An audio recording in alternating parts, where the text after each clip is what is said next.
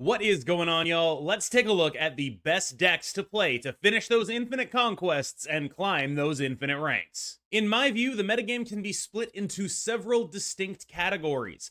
Category number one is cost reducers and tech cards. Category number two is decks that just do points really well, like Hela or Destroy or Living Tribunal. Category 3 are Leech decks, aimed at attacking both of the previous two categories by denying them their explosive turn 6 plays, whether those plays are tech cards, Hela, or Null. Finally, there are hybrids between these archetypes. For example, Black Knight is a hybrid of a points deck, like Hela, and a tech deck, like Sera.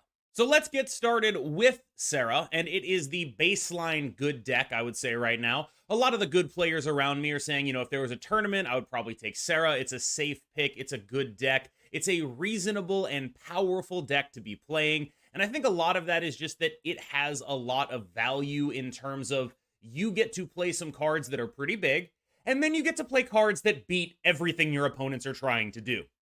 When you look at those decks, for the most part, the big points decks are very vulnerable to things that are like Ghost, Shang-Chi, Shadow King, Enchantress. The one exception to this is Hela, which we will get to later, and it is the major reason Hela is on this list as a serious contender, is that it does not, as a big points deck, instantly lose to this, instead actually turning it into a favorable matchup. However, Sera is still a sort of tone-setting deck in the game. There are going to be people out there who are packing answers to basically everything, and that is mostly due to the Sera deck. And I do think that there is one slot in here that's worth talking about, and it is, of course, Ghost compared to Mobius and Mobius compared to Killmonger. There is one too many good 3-drop that you want to run. And I think that that is the major interplay that these decks are seeing right now. So let me run through it. First things first, Killmonger is the absolute worst card in the deck in the mirror. If you're seeing mirrors, I fully support you running Gladiator, Ghost, Mobius as your setup for 3-drops.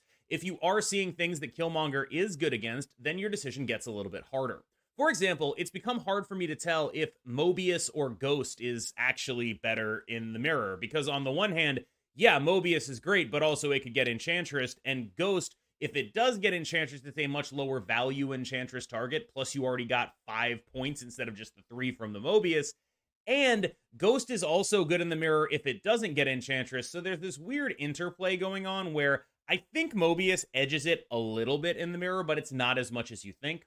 Of course, if you don't have Gladiator, I fully support you replacing Gladiator with Ghost in this deck and then just putting Mobius in here. That makes perfect sense to me. I don't think there's a great replacement for Gladiator, but it is a card that I think I would rather, if you happen to have access to Ghost, wait until the spotlights that it comes up in the next month, as opposed to grinding it out, spending 6,000 tokens on it right now. I do not think you need it for this deck to be effective. Alongside Sera in the cost reducers and tech cards section is Loki. It's actually the subject of my most recent video before this one. You can check that out if you are interested. So I will keep it a little bit brief here. Loki is worse than Sera. The major thing that it gets done is that it is still a little bit unexpected. You have a flex slot that I've used to play the Eliath in here. This is something that can be done because Loki is such a weird, odd, off-ball kind of deck. And I think that that is the major advantage of Loki, is that this is a deck that went from being a very high win rate, low cube rate deck to now probably my highest cube rate deck relative to the win rate because of the surprise tools that you have in it. I do consider Sera a better version of this right now. I think Sera more effectively executes its own game plan. It is more able to rely on its own points production than Loki is. However, Loki is still solid. I would say if Sera is tier 1, then Loki is tier 2. And generally speaking, there are not very good reasons to run the tier 2 version of a tier 1 deck. So I would say I would default to playing Sera if I had to choose between two of these, if I wasn't such a Loki degenerate. Let's talk about points, baby. Destroy is likely the most common points deck that you're going to see. It is a very straightforward deck now with the addition of Hulkbuster. I have seen people opting for things like, Arnim Zola in the list, but I have gone for Hulkbuster here because I think it's worth figuring out exactly how good this card can make this deck. Hulkbuster on 2 on a Deadpool on 1 is absolutely berserk, and I think unlike some of the other cards in your deck, like Forge or Nico, that you're fine using on other things, Hulkbuster you really do want to go on Deadpool. I think what sets Destroy apart as an archetype right now is that its power is so clear in the opening hand. It has almost Thanos-esque ability to snap early in the game if you have something like Nico into the draw 2 and a Deadpool in your hand, or if you have the ability to create the world's largest Deadpool, just like having Deadpool, Hulkbuster, a guy that blows something up. That's a really good start. And I think that that kind of thing is what gives it the edge that it has right now. However, the recent inclusion of Ghost in the Sera tech decks has actually hit Destroy pretty hard. Ghost being in those decks means that there is no way you can reasonably throw priority, which used to be something you were pretty good at because those Deadpools kept coming back to your hand. You used to be able to play to throw priority versus those decks. Now they get to just Killmonger your Deadpool. They get to Enchantress your Null. They get to blow up your stuff with Shang-Chi, and there's nothing you can do about it. And that specific interaction, the way in which Sera got a little bit more favored in that matchup, has, in my opinion, made Destroy a little bit worse. One of the major use cases for Ghost in Sera is versus this deck, because otherwise there are ways that they can throw priority, and if they can throw priority, they can beat you, but if they can't throw priority, the Sera player is significantly advantaged, and Ghost makes that an entirely moot point. And I think Destroy as a whole is taking some splash damage from that. That was a matchup that was close and is now, I don't think it is very close. Speaking of decks that put a ton of points on the board and then lose to Sera, this deck, Living Tribunal, is in the business of losing to Enchantress, and business is good. However, it still maintains the strongest nut draw in the game. Weirdly, the best matchups for Living Tribunal are the other decks in its own category. Decks like Destroy and Hela that don't really have any interaction and just die to the Living Tribunal nut draw.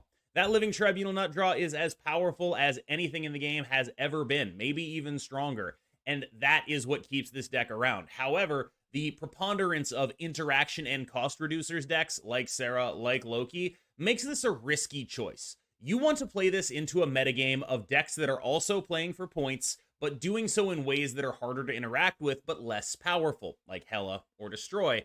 This deck, extremely easy to interact with, but extremely powerful, is going to beat up on those decks with no interaction. It'll lose a lot easier to the decks with interaction. Hela is one of the most commonly played decks in Marvel Snap right now, which I consider a very bad thing, because this is a deck that is consistently able to attack specifically those discounts and tech cards decks in a way that they can't interact with. You can't really tech against this kind of stuff because they don't know where their cards are going, you don't know where their cards are going, and they're also playing Black Knight and Dracula, so it's even harder to tech against them than it otherwise would be. I think this build of Hela is quite solid. I would consider it the default build. I have seen other builds that I do like, running things like Blob and Silver Samurai. Silver Samurai gives you some solid interactive tools into a deck like Living Tribunal. Getting rid of something like an Iron Man obviously is kind of game-winning in that matchup, and of course discarding your own Blob to bring it back later with a Hela is phenomenal. But right now, I think this is the list that I'm seeing the most played against me, and it's just very, very strong. I won't say it's consistent, because it's not, but if you're snapping and retreating well with this list, you should be able to climb. And frankly, I would consider this a bit worrying. I think Hela is kind of not the thing that should ever be the answer to the metagame, but if you're looking for something that will really answer all this tech card soup, Hela will actually beat basically all of those decks. All the tech card soup decks will kind of get run over by this deck when it does its thing, and that is a scary proposition where Hela is the answer. Another entry in the only points camp is Lockjaw Bill, and I think this deck is okay and just okay. When you look at it compared to the other decks in the points camp, it has a similar output of points to Hela, but it's a lot more easy to interact with the points that this deck is putting on the board than it is with the points that the Hela deck is putting on the board, and that puts it in a bit of an awkward situation where this is a deck that is okay and does points pretty well, but generally speaking, only the best points decks are the ones that are going to see play. However, I know people are looking for Beta Ray build decks. I think that most Beta Ray build decks are side to downgrades of existing decks, where you just slap the Thor package in and it's like maybe 5% worse than whatever the deck was originally playing. But I do think it's a credit to Beta Ray Bill that it's only 5% worse. Like, that package can go in so many things and it's not really that much worse than what they were already doing, which means that with some adjustments, that could become one of the most powerful packages in the game. It's definitely something to keep an eye on. However, Right now, in terms of this, I think the Lockjaw deck might not have the juice to compete with the other decks in this category. So the first two categories were Tech Card Soup and decks like Hela. So it should come as no surprise that the third category is decks that are just playing Leech right now. Leech is well positioned against both Tech Card Soup a la Sera and decks like Hela because you need to play the card Hela, and that's pretty important when you can turn off the card Hela. So this is the default Leech deck. Darkhawk Leech, you are familiar with it. It is the world's most boring mid-range Leech Doctor Doom deck. You know what this is. You know what it does. The main thing to keep an eye out on is don't get tricked into staying into those hands that you limp in. If you are playing your Leech game plan, you need to have a good early game before it. And I think that is the major key to understanding when this deck is going to win and when the deck isn't going to win. Because when you limp into those games and say, oh, maybe Leech Doctor Doom will carry me, those are the games you end up losing significant numbers of cubes because it probably won't. Leech needs you to make up those stats big time. If you don't have an early game, if you missed a 2-drop, you missed a 1-drop, these are games that you can leave even if you have Leech. As always, in the Leech deck section, we have Shenaut. It remains a deck, and it is more hard carried by Leech than any other Leech deck, which is really interesting because I think that Shenaut is the only deck here that's using Leech both defensively and offensively, which is to say you use the Leech to prevent the Sera stuff from being able to do anything, but you also use the Leech so your limbo doesn't get blown up. It's a much more natural fit here than it is in something like Darkhawk, where in another metagame, that 5-drop slot would be occupied by not Leech, but this metagame calls for Leech. And this, on the other hand, you're always running Leech in here, and this just happens to be a good metagame for Leech, and so Shenaut gets a couple points because of that. You could reasonably describe Thanos Lockjaw as a hybrid between the second type of deck and the Leech type of deck, because Leech is actually like a bit of a flex slot here. I know I had Torikun talk about this a lot, and he is actually flexing Leech and Psylocke right now, and I think he's become a Psylocke believer, but right now I think Leech is a little bit better, and so I have the Leech in here. But this is very much a ramp deck. You are either doing things with Lockjaw, or you are doing things with Wave, or you are probably losing the game. And because you're such a ramp deck, you have such ability to cheat out power, you become a natural fit for Leech because your power gets cheated out very easily. And that means that you can have Leech in your back pocket. If you run into that Hela stuff, you're like, okay, it's fine. I got this. It's not a card you're going to play all the time, but having it in your deck and being able to execute a game plan independent of it is quite powerful. And Thanos is, in that way, a hybrid between the Leech group of decks and the, Hela, Destroy, All Power group of decks. I think that's an interesting hybridization because most hybridizations tend to be between the first and the second group, not the second and the third. For example, Black Knight is probably the most straightforward example of these hybridizations. This is very clearly the love child of a Hela deck and a Sera deck, and they are coming together to do great things. And if you are interested in sort of bridging the gap, not playing a Hela deck because you're not into all that randomness, but not playing a Sera deck because you want to be able to put points on the board, Black Knight is a very solid bridge right now. As there is such a preponderance of tech in the metagame, the Ebony Blade is a great unit to generate off of Black Knight. And of course, the Hela decks are also playing Black Knight. But if you wanted to play, instead of the Hela game plan that you feel might be random, you wanted to play some Shang-Chi, you wanted to have some more interaction, well, then this is the deck for you. It's a bridge between Hela and Sera, and I think it's a solid choice right now. I do think it deserves to be put in its own category outside of the Loki and Sera thing, because right now it occupies a metagame space where it presents uninteractable threats, and that is something that Loki and Sera absolutely do not do, so I would group it differently, as opposed to the last time I tried to do these groupings, it was grouped in with them. I think with a greater understanding of its role in the metagame, I think it is much more fair to describe this as a hybrid rather than as an alt build of Sera. This is kind of still just a points and tech deck, but I have felt playing it where it's just like, God, I really just don't know if I have enough points and enough tech at the same time, where I really enjoy playing decks like this, but this can be really fragile in the face of something like Hela. This can be tough to navigate in the face of something like Destroy. And this can be especially tough to navigate in a world where people are playing Ghost Killmonger and blowing up all of your demons. That is something that is deeply scary for this deck to deal with. I think it is a deck that makes it on this list by virtue of it has good stats on Untapped. It's a deck that I like playing. I enjoy playing it and have succeeded with it. but I do wonder if it's just too hybrid-y, too finicky, too gimmicky, too easily overcome by decks that go over the top and by decks that are playing Ghost Killmonger. And I think that there is significant worry for that with me. Like, I am legitimately worried about that. This is a deck that is vulnerable to a lot of the tech in Sera. That said, it has a ton of raw power, but it doesn't have enough raw power to consistently beat a Hela, and that puts it in a very awkward situation because it's vulnerable to all the tech, but it's not necessarily doing enough to beat the decks that do all the points either. And so I feel like I like this deck, but it might not be very well positioned right now. In a similar vein, this was one of a few decks that I actually legitimately enjoyed Beta Ray Bill in and thought he might actually be an upgrade in. This is the same kind of deck and it has the same kind of problems, but it does have what I would say is a significantly more obvious and powerful nut draw.